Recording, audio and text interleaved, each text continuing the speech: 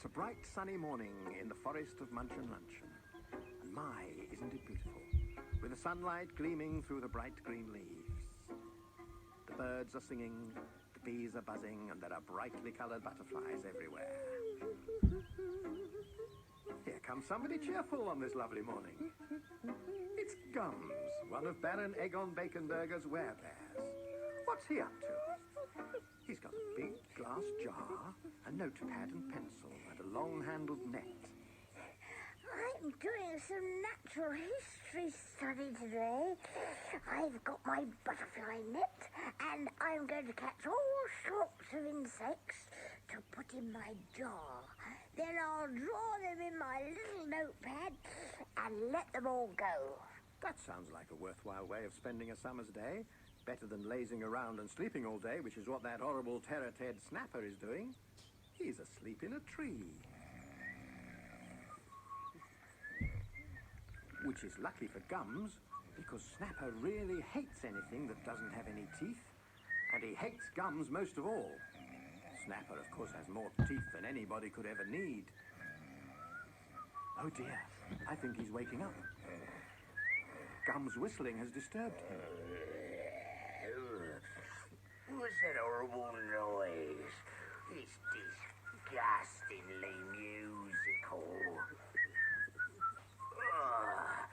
It's that nasty, gummy little bear Snap playing sobby games. I'll follow him sneakily and do something vile to him. So horrid old Snapper jumps down from his tree, right into a thistle patch. What a mess. Bother. Poor Snapper. Just when he wants to keep quiet, he lands in some thistles. But Gums hasn't heard him, and he's walking along the riverbank. There are lots of things here for me to catch. Oh. Gums catches some butterflies and some other small insects in his net, and he puts them gently into his jar with holes pierced in the lid. Hiding behind a tree, Snapper is watching. It's the last thorn pulled out. Drat that stupid bear. What's he doing? Snapper sees Gums catch a fat bumblebee, which he puts into his jar. Must be catching them for food. That's not a bad idea. Snap, I'm feeling a bit peckish myself. Let's see what I can find. Snapper has just found a big green grasshopper. Hello, Elevenses. Yuck! He's eaten it. How disgusting. Now then. Where's that bear? Gums is heading for the cliffs where the Munchin Luncheon River flows into the deep valley.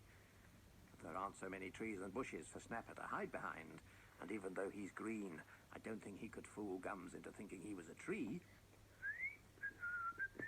I've just stubbed my toe on a rock.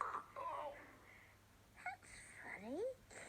I'm sure I heard something, but there's nobody there. Snapper had hidden behind a rock just in time. I bet he's just dying to shout and wail about his stubbed toe. Gums walks a little further along the edge of the ravine, looking at wildflowers and trying to catch flying butterflies and mayflies in his net, while that awful terror-Ted stalks in his shadow, just waiting for the right moment to pounce. Wow! Here comes some dragonflies. Oh, I hope I can catch one of them. 3 large dragonflies skim through the air, their brilliant colours gleaming in the sunlight. But they're too quick for Gums. Oh, well, they were probably too big to put in my jar anyway. Then Snapper sees the dragonflies, and he runs around, snapping at them as they circle his big head. He has completely forgotten about Gums, and as he runs in circles, snapping, he stumbles and sits down heavily on a grassy hillock. But Gums still hasn't seen him. He's far too busy with his net and his notepad. Snapper's luck really is in today. Or is it? Funny. Snap, there's a stinging sensation in my behind. What am I sitting on? Well, can you guess? Yes, he sat down on an ant hill. Those ants aren't very happy about it. And now neither is Snapper. But he doesn't dare yell, because then he'll give himself away. Oh, that's smart. Oh, I'll get that Gums for this. Oh, that was hardly Gums' fault, was it? Now Gums is right at the top of the cliff, and he can see the river flowing over the rocks far below. He'd better watch his step. He doesn't want to fall in. But he hasn't noticed the sinister green shape of Snapper sneaking up behind him. I'm sure somebody's following me. I'd better hide in this bush. Snapper hides in the only place he can see. But he's made another mistake. It's a big clump of stinging nettles. And this time he can't stop himself from yelling. No, nettles! Oh, no! Oh, Oh, crikey! Look at that! oh, now I'm really angry. I'm going to tear you into little pieces. Dear me, I wouldn't want to stick around if somebody said that to me, would you? And neither does Gums.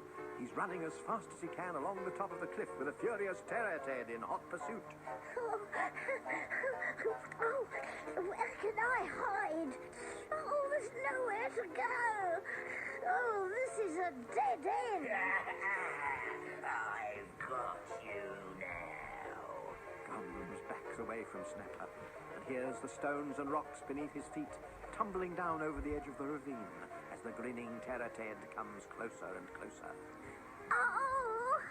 What do I do now? I'm going to tear you into bits and then throw you over the edge.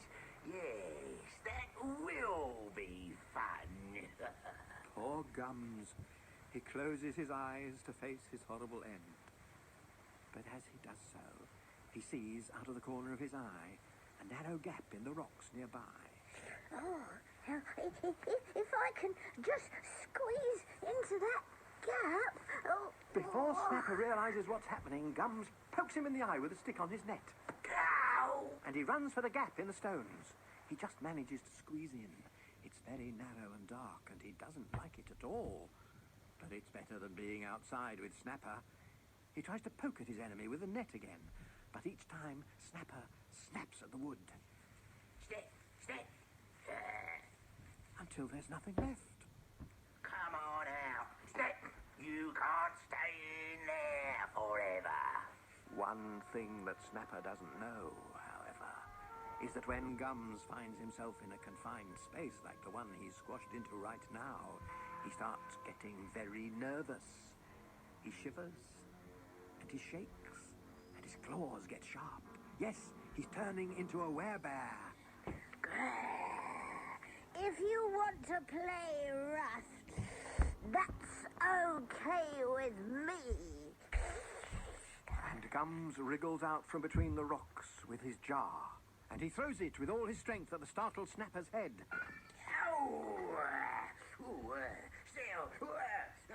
The jar is broken, and all the bees and butterflies and other winged insects that Gums caught are flying round Snapper's head.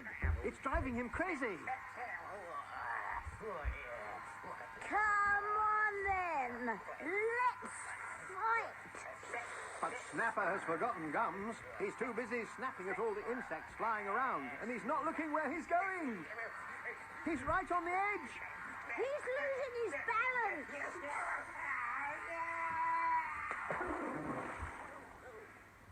Well, he's fallen over the edge of the ravine that he planned to throw Gums over.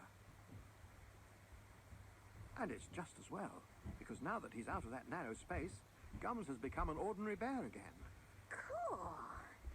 He's bounced all the way to the bottom, and he's not even knocked out. God, it must be pretty tough. Wait, what's that buzzing noise? On his way down, Snapper dislodged a wasp's nest, and its angry owners are chasing him along the river. I think he's had quite enough of insects and of chasing gums for some time. Don't you agree?